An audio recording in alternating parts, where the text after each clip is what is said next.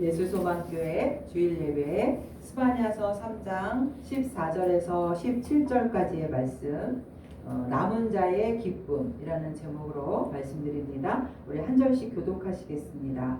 시온에 따라 노래할지어다, 이스라엘아 기쁘게 부를지어다, 예루살렘 따라 전심으로 기뻐하며 즐거워할지어다.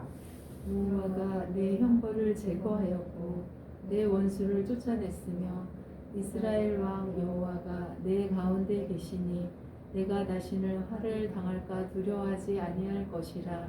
그날에 사람이 예루살렘에 이르기를 두려워하지 말라, 시온아 내 손을 늘어뜨리지 말라. 같이 너의 하나님 여호와가 너희 가운데 계시니 그는 구원을 베푸실 전능자이시라. 그가 너로 말미암아 기쁨을 이기지 못하시며 너를 잠잠히 사랑하시며 너로 말미암아 즐거이 부르며 기뻐하시리라 하리라. 아멘. 오늘은 대림절 3주일, 또 우리가 성서주일이라고 하는데, 이제 주님의 성탄을 기다리면서 또 스바냐서를 보게 됐습니다. 우선 스바냐서는 몇 장으로 되어 있죠? 3장 1장, 2장, 3장, 3장으로 되어 있어요. 근데 거의 1장과 2장은 심판, 남유다의 죄악에 대한 심판이고, 이제 우리가 오늘 이 3장에 오늘 14절부터 17절까지는 이제 구원의 회복. 그러니까 하나님은 공의의 하나님이시면서도 사랑의 하나님이에요. 자, 하나님이 공의와 사랑과 몇 프로가 될까요? 50, 50이에요? 100이에요? 네, 100이에요. 왜냐면 100이라는 숫자가 완전수니까 하나님은 사랑도 100%고 공의도 100%예요. 그러니까 공의라는 말을 심판이라는 말도 할 수 있거든요. 그러니까 자녀들이 잘못했을 때 야단을 치고 심판을 하는 거 부모의 마음이듯이 하나님은 저희들의 죄악을 그냥 두고 보시는 분이 아니라 반드시 심판하시는 분이에요. 그래서 심판의 하나님, 공의의 하나님이 100%. 그 다음에 또 자기 아들 독생자를 이 세상에 보내기까지 우리를 사랑하신 사랑이 100%. 사랑과 공의가 100%. 그래서 오늘 스바냐서는 이 스바냐라는 이름은 감추어진 자라는 뜻인데 히스기야의 4대손이라고 나와요. 여기 스바냐 1장 1절 보세요. 스바냐서 1장 1절에 보면 스바냐는 히스기야의 현손이요 아마라의 증손이요 그다랴의 손자요 부시의 아들이었더라. 이런 이 얘기는 히스기야의 스바냐가 4대손이라는 설명을 이렇게 하고 있어요. 그러니까 왕족이죠. 왕의 그 자손이에요. 히스기야는. 그리고 이 당시는 621년이라 그래서 이미 이제 북이스라엘이 721년에 망했어요. 그러니까 이 당시 요시아가 왕일 때는 북이스라엘은 721년에 망한 상태고 남유다는 남아 있었는데 그게 621년 정도 됐을 때. 그리고 남유다가 언제 망하죠? 586년. 그러니까 이 기원전이라는 거는 예수님 탄생을 기점으로 해서 621년 그리고 또 586년 그래서 621년과 586년 사이에는 35년이라는 그 기간이 있거든요. 그러면 이 621년에 지금 상태가 스바냐가 활동한 시기라면 몇 년 있다 망하는 거예요? 35년 정도 있다 망하는 거죠. 586년. 그러니까 망하기 전에 이 스바냐가 이제 외치는 거예요. 이스라엘아 회개해라. 너희가 너무 죄악에 관영해서 이제 너희는 누구에게 망할 것이다. 아스리아에게 침략당하고 바벨론에게 이제 망한다는 거예요. 그래서 오늘의 이 스바냐의 이 선언은 바로 여호와의 날, 여호와의 날에 심판의 날을 의미하고 있어요. 그래서 이 당시의 왕이 요시야 왕이었거든요. 요시야가 8살 때 왕이 됐어요. 그러니까 아버지가 히스기야 다음에 므낫세, 그 다음에 아몬, 그 다음에 요시야. 그런데 이 요시야가 왕이 되기 전에 이 아버지 므낫세가 예루살렘에서 왕이 되었을 때 너무 그 우상을 너무너무 심하게 숭배를 했어요. 그래서 아주 악한 왕 중에 제일 악한 왕이 누구냐면 이 므낫세 왕. 그래서 므낫세, 그 다음에 아몬 다 너무나 이제 그 타락한 왕이었기 때문에 이제 결국 이 당시에 이 남유다의 상황은 대대적인 종교개혁을 단행할 수밖에 없었던 시기였어요. 그래서 우리가 그 통성경을 읽을 때 보면은 스바냐 다음에 이제 하박국이 나오거든요. 순서가. 그래서 아모스, 미가, 이사야, 스바냐는 다 같은 주제예요. 이 남유다가 너무나 타락했기 때문에 뭐가 왔다? 하나님의 심판이 올 수밖에 없었다. 심판을 외치고 있는. 그래서 아버지 므낫세는 어떤 일을 했냐면은 여러분이 이제 나중에 열왕기 하 21장하고 역대하 33장에 보면 뭐라고 나와 있냐면 그 아버지 므낫세 왕은 예루살렘 성전에서 일월성신을 섬겼다. 일월성신이 뭐냐면 해, 달, 별을 섬기는 거예요. 그리고 바알과 아세라 신상. 하나님의 성전에 또 다른 우상이 있는 거예요. 하나님을 섬겨야 되는데 바알과 아세라를 섬기고 또 그 제단에다가 전쟁에 나갈 때 그모스 신이라고 있어요. 전쟁의 신인데 자기 사랑하는 맏아들을 그 그모스 신에게 바치면 그 그모스가 전쟁을 이기게 해준다. 이런 우상이 있었던 거예요. 그래서 므낫세가 전쟁 나갈 때 누구를 바쳐요? 자기 아들을 제물로 바쳐요. 그러니까 얼마나 우상이 극심했는지를 알 수가 있겠죠. 아들을 불살라서 바치고 또 점쟁이를 불러서 점도 치고 우리가 이 전쟁에 나가면 이기겠습니까? 막 이런 것들. 하나님 앞에 기도해서 깨닫는 것이 아니라 이 마술사를 불러서 마법도 부리는 거예요. 악령과 귀신을 불러내기도 해요. 누가? 므낫세가. 그래서 이 왕이 이 정도로 나쁜 짓을 하니까 백성들은 말할 것도 없는 거죠. 유다 백성들도 이제 이 므낫세 왕이 따라서 바알신, 아세라, 그러니까 이게 이제 이 당시의 종교는 뭐냐 혼합주의예요. 하나님을 안 섬긴 게 아니라 성전에서 하나님께 예배도 하고 바알과 아세라에게 또 빌기도 하고 이거 엉망진창 종교적으로 타락의 시대였다라는 거죠. 이게 몇 년이냐면은 55년. 그러니까 므낫세가 왕위에 있은 지 55년 동안 왕 7위를 했다 그랬거든요.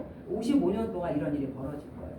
그래서 이제 하나님이 이제 므낫세가 죽고 그 다음에 이제 아몬 왕이 됐을 때 또 아몬도 아버지 므낫세를 따라서 이렇게 우상 숭배가 심했기 때문에 이제 하나님이 요시야를 8살 때 왕으로 세우면서 누구를 보내셨냐면 스바냐 선지자를 통해서 이제 이 유대 민족의 죄악, 이 스바냐 1장과 2장은 다 이제 심판이에요. 스바냐 1장 2절에도 여호와께서 이르시되 내가 땅 위에서 모든 것을 진멸하리라 이렇게 멸망시키겠다는 거예요. 18절 한번 1장 18절도 읽어볼게요. 1장 18절에 그들의 은과 금이 여호와의 분노의 날에 능히 그들을 건지지 못할 것이며 이 온 땅이 여호와의 질투의 불에 삼켜지리니 이는 여호와가 이 땅 모든 주민을 멸절하되 놀랍게 멸절할 것입니다. 이 우상 숭배로 인해서 이제 하나님의 진노가 임한다는 거예요. 은과 금은 뭐를 상징하냐면 그 당시에 뭐 우상 숭배도 되고 사람이 만든 이런 것들을 말하는 거예요. 그것들이 너희들을 건지지 못한다는 거죠.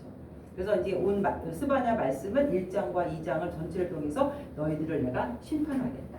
그런데 너희들만 심판하는 것이 아니라 이제 바벨론, 아수르 이런 나라들도 다 하나님이 이제 심판하신다는 거예요. 오늘 내용. 그러나 이 심판 중에서 우리가 오늘 이제 3장 14절부터 이제 20절까지 내용은 하나님이 그렇게 심판도 하시지만 하나님은 그 심판 중에도 누구를 남겨놓으셨느냐? 오늘 이제 제목이 다 같이 남은 자. 남은 자들을 살리셔서 다시금 흩어졌던 곳에서 이제 모으실 거다. 자, 12절에 읽어볼게요. 12절 시작. 내가 공고하고 가난한 백성을 내 가운데 남겨두리니 그들이 여호와의 이름을 의탁하여 보호를 받을지라. 13절도 이스라엘의 남은 자는 악을 행하지 아니하며 거짓을 말하지 아니하며 입에 거짓된 혀가 없으며 먹고 누울지라도 그들을 두렵게 할 자가 없으리라. 이렇게 이 남은 자를 통해서 하나님은 그들을 보호하시고 그 남은 자를 통해서 누가 왔을까요? 예수 그리스도. 이 하나님은 남은 자를 보호하시고 구원을 약속을 해주신다는 거죠. 그래서 오늘 말씀은 바로 이 남은 자들에게 주는 말씀이고 남은 자를 격려하고 남은 자들에게 14절에 기뻐하라 시온에 따라 시온에 따른 남은 자들이에요. 기뻐하라 내가 너희를 구원해 주실 것이다. 자, 우리가 성경 속에서도 남은 자들이 있어요. 노아, 아브라함, 이삭, 야곱, 요셉 그 반열이 쫙 있어요. 이런 사람들은 세상의 그 죄악을 따라가지 않는 자, 하나님의 자녀로서 말씀을 지킨 자, 바로 오늘 이 시대의 남은 자. 이 남은 자를 하나님이 구원하신다. 오늘 내용은 그래서 이 17절도 너희 하나님 여호와가 너희 가운데 계시니 누구예요? 남은 자. 하나님의 백성들을 향해서 죄악으로 인해서 심판하시지만 그래도 하나님을 믿고 주님께 돌아오는 자들을 보호해 주시겠다. 그래서 스바냐가 이제 1차적으로는 이제 이스라엘 백성이 바벨론에게 망하지만 결국 바벨론에서 몇 년 동안 있다 그랬죠? 70년 동안 잘 있다가 다시 예루살렘 성전으로 회복한다는 거죠. 회복시켜 주신다. 그 메시지가 1차적인 예언이지만 더 궁극적으로는 오늘날 이렇게 어렵고 힘든 죄악의 시대에서도 하나님은 남은 자를 통해서 이제 재림의 주로 오셔서 심판하실 때 그들을 이제 상급을 주신다는 거죠. 끝까지 그들을 통해서. 그래서 우리가 오늘 이 시대에 바로 남은 자가 되어야 된다. 자, 자기 가슴을 치면서 나는 남은 자입니다. 남은 자입니다. 네, 이 코로나 시대에도 이렇게 예배를 드리는 자, 이게 누구라고요? 남은 자입니다. 남은 자, 이 시대의 남은 자들 되시기 바랍니다. 자, 그래서 오늘 그럼 이 남은 자들에게 이 스바냐가 쓴 메시지가 무엇이냐? 자, 첫 번째 14절 한번 읽어보면은 자, 시온에 따라 노래할지어다, 기쁘게 부를지어다, 예루살렘 따라 전심으로 기뻐하며 즐거워할지어다. 자, 이 남은 자들을 향해서 어떻게 하라 그랬죠? 기뻐하고 즐거워하라. 예, 기뻐하고 즐거워하라. 자, 여기서 시온에 따른 누구라 그랬냐면 바로 남은 자를 말했죠. 이 시대에서 정말 하나님 말씀대로 살려고 하는 자들. 그래서 그런 사람들이 구체적으로 어떤 사람이라 그랬냐면 여기서 13절에 어떤 사람이에요? 악을 행하지 아니하고 거짓말을 하지 아니하고 입에 거짓된 혀가 없으며 먹고 누울지라도 그들을 두렵게 할 자가 없으니. 구체적으로 이런 사람, 그러니까 먹고 누울지라도 그들을 두렵게 할 자가 없다라는 것은 뭐냐면은 고난 중에서도 하나님이 이 사람들을 보호하신다는 거예요. 보호해 주신다는 거예요. 그래서 이런 남은 자들을 통해서 하나님은 이 어둠의 세상 속에서도 끝까지 그 구원의 역사를 이루어 가셨다는 거죠.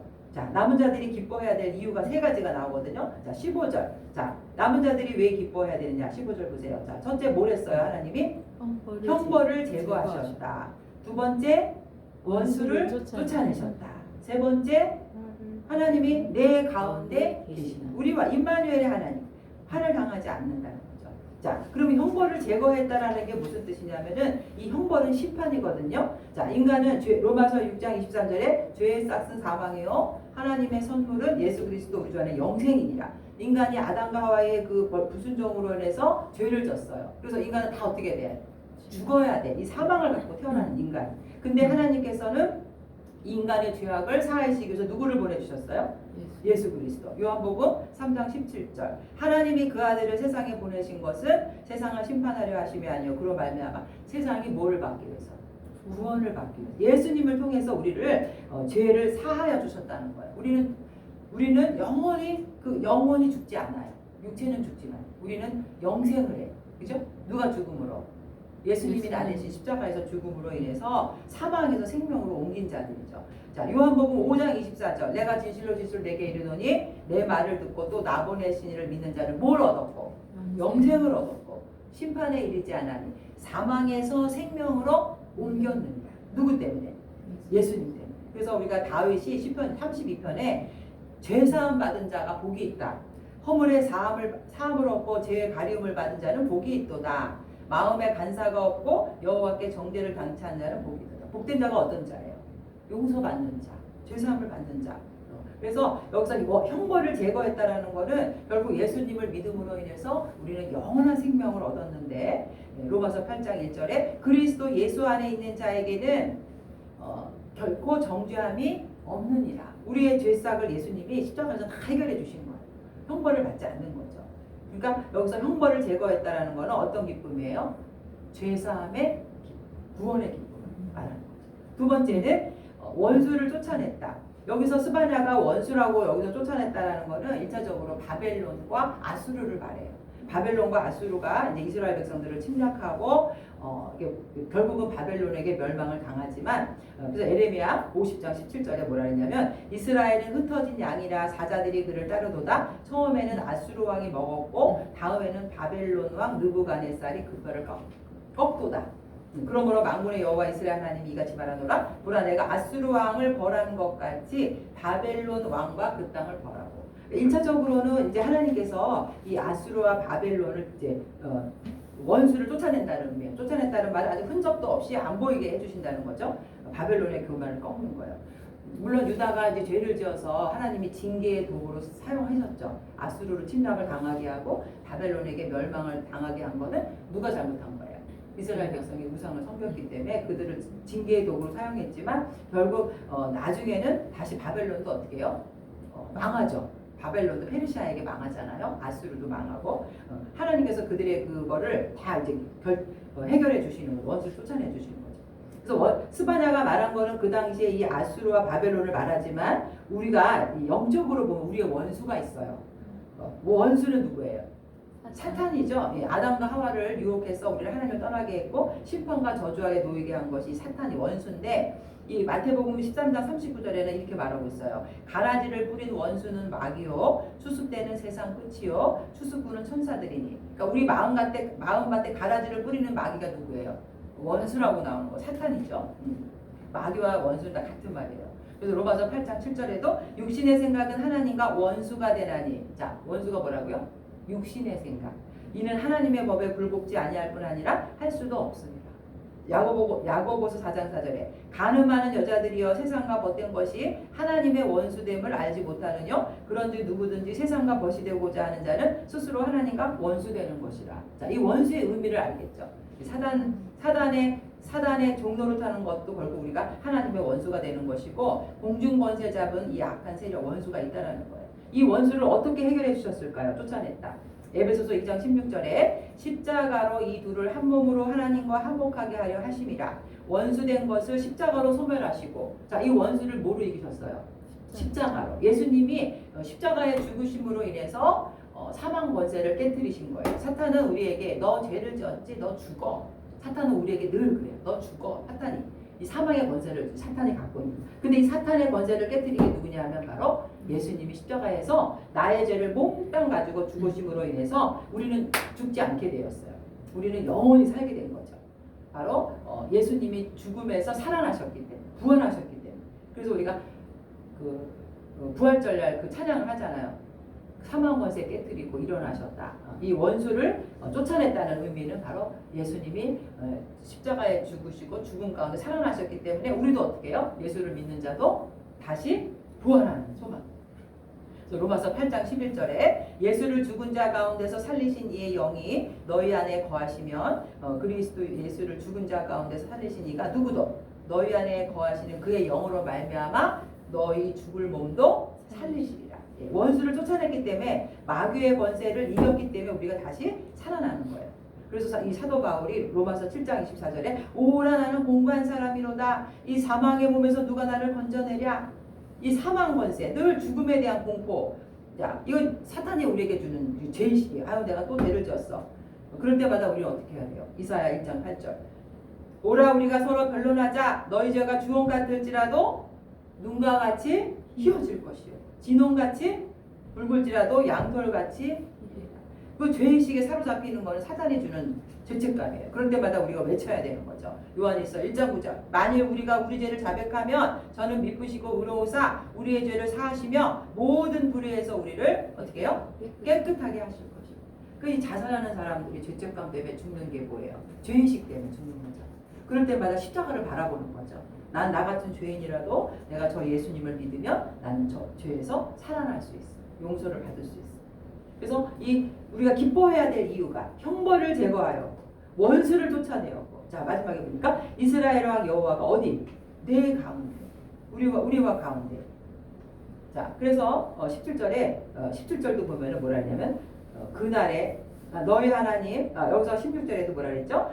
시온아 내 손을 늘어뜨리지 말라. 손을 이렇게 늘어뜨리는 게 뭐예요? 축 늘어진 게 낙심하는 거죠. 그죠? 두려워하는 거, 낙심하는 거, 손을. 그렇게 하지 말라는 거예요. 17절. 너희 하나님 여호와가 너희 가운데 있다는 거예요. 함께 하신다는 거예요. 하나님은 자기를 경외하는 자에게 그 마음이 가 있는 거죠. 그래서 시편 25편 14절에 여호와의 친밀하심이 그를 경외하는 자들에게 있으며 그의 언약을 그들에게 보이시리라. 얼마나 아브라함이 하나님하고 친했으면 아브라함에게 나타나서 뭐라 했어요? 소돔과 고모라 성이 멸망할 것이다. 비밀을 다 가. 친한 친구끼리는 우리 문혜수 권사님하고 김하수 집사님은 친구라 비밀이 없어. 서로 친하기 때문에. 하나님하고 친해야 돼. 하나님의 비밀의 말씀을 잘 알아야 돼. 하나님이 우리와 함께하는 거죠.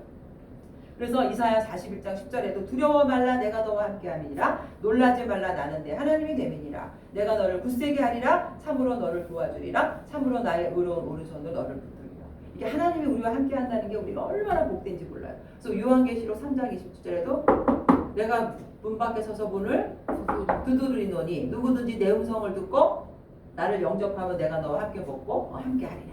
함께하리라. 주님이 우리와 함께 하신다고 약속을 해주셨잖아요. 그래서 이게 복이라는 거예요. 근데 우리가 아무나 함께하면 안 돼. 우리가 아무나 사탄과 함께하고 아무나 함께하면 기뻐할 게 못 돼. 여기서 분명히 밝혔죠. 전능자시라 17절에 그는 구원을 베푸실 전능자.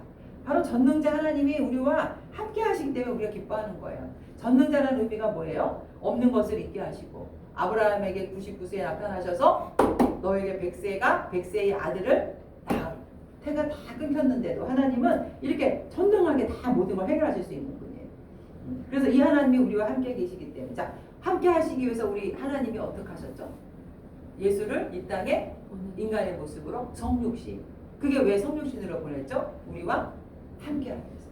우리가 개미가 지나다니는데 개미가 무슨 말 하는지 개미가 뭘 필요하는지 알려면 내가 개미가 되면 되죠. 우리는 개미가 될 수 없어. 하나님만 우리 인간으로 오실 수 있어요. 전능하신 분이라. 성육신 하시고 그 다음에 십자가에서 우리의 죄를 몽땅 가져가시고 우리에게 뭘 보내주셨어요? 보혜사 성령으로 오셔서 지금 우리 가운데 계십니다. 그래서 우리가 이것들로 인해서 기뻐하리라. 이 남은 자들에게 주는 축복이에요. 우리의 모든 형벌을 제거해 주셨고 자 사탄의 원수를 십자가로 소멸해 주셨고 또 내가 너 볼지어다 내가 세상 끝날까지 함께 있을지 성령으로 약속해 주시고 자 이제 우리 마지막 남은 게 뭐예요? 자 20절 한번 읽어볼게요. 내가 그때 너희를 이끌고 그때 너희를 모을지라 내가 너희 목전에서 너희의 사로잡힘을 돌이킬 때에 너희에게 천하 만민 가운데서 명성과 칭찬을 얻게 하리라 여호와의 말이야. 자, 이게 무슨 말이냐면 이제 마지막 물론 이때는 이제 이스라엘 백성들을 그 70년의 포로 생활에서 이제 다시 하나님이 예루살렘 성전으로 이제 회복시킨다. 사로잡힘 이끌고 사로잡힘을 돌이킬다. 다시 회복시킨다는 말도 있지만 이제 우리가 이 땅에서 이제 초림하신 예수님이 다시 어떻게 재림만 남았죠. 그 주님이 오실 때 우리를 다 이렇게 하나님의 백성을 모으신다는 거예요.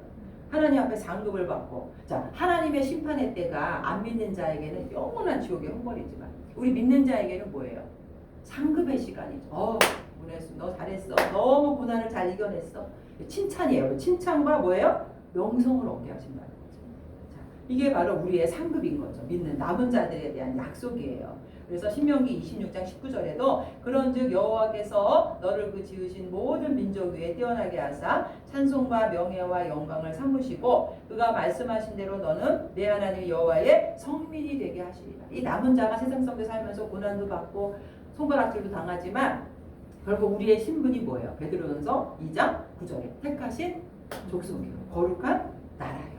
하나님의 성민이라는 거예요. 하나님 나라의 백성. 그리고 우리가 그날까지 기다리라는 거죠. 인내하면서. 그래서 시편 23편에도 그가 나를 푸른 풀밭에 누이시며 쉴만한 물가로 인도하시는도다. 내 영혼을 소생시키시고 자기 이름을 위하여 의의 길로 인도하시는. 우리는 하나님 나라에 상속받을 자라는 거죠. 오늘날 우리가 이 세상에 살아가면서 얼마나 힘들어요. 예수 믿는다는 이유 하나만으로 고난을 받지만 오늘 이 스바냐는 이렇게 남아있는 자들을 격려하는 거예요. 시온의 딸들아 기뻐해라. 하나님께서 너희들의 형벌을 제거하고 원수를 쫓아내고 너희와 함께 하실 것이다. 그러니 너희들은 진심으로 기뻐하는 삶을 살아야 한다.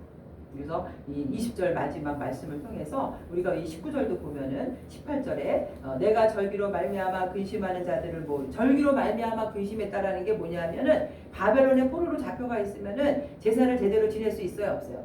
못 지내는 거죠. 포로니까. 그래서 그게 더 근심이 되고 백성들의 마음에 짐이 됐는데 19절에 보니까 그때 내가 너를 괴롭게 하는 자를 다 벌하고 이제 바벨론도 멸망시키고 저는 자를 구원하며 이 다리를 전달하는 거는 양떼 있죠. 양떼들이 다리를 쩔쩔쩔룩 할 때 목자가 어떻게 해요? 그 양을 고쳐주잖아요.